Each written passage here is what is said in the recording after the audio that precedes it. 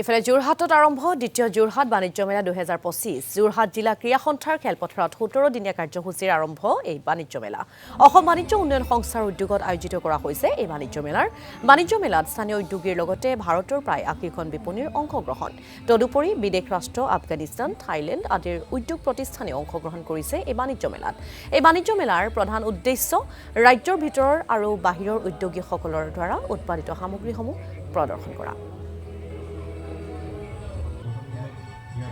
দ্বিতীয়বাৰৰ কাৰণে অসম বাণিজ্য সংস্থাই আন্তঃৰাষ্ট্ৰীয় পৰ্যায়ৰ এখন বাণিজ্য মেলা আয়োজন কৰিছোঁ। অসমৰ বিভিন্ন প্ৰান্তৰ থলুৱা ক্ষুদ্ৰ উদ্যোগীক আমি ইয়ালৈ আমন্ত্ৰণ কৰিছোঁ।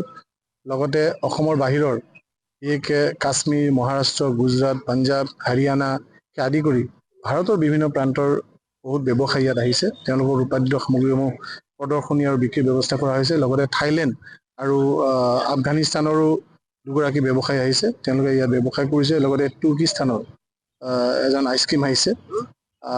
মই ভাবোঁ যে এনেধৰণৰ বাণিজ্য মেলাৰ জৰিয়তে আমাৰ ক্ষুদ্ৰ উদ্যোগীসকল যথেষ্ট লাভৱান হৈছে। আমি অসম বাণিজ্য সংস্থাই বিগত 2022 চনৰ পৰা অসমৰ বিভিন্ন প্ৰান্তত বিশেষকৈ ডিব্ৰুগড়, তিনিচুকীয়া, কোকৰাঝাৰ, তেজপুৰ, নলবাৰী, শিলচৰ আদি কৰি অসমৰ বিভিন্ন চহৰত আমি এনেধৰণৰ বাণিজ্য মেলা আয়োজন কৰিছোঁ। আৰু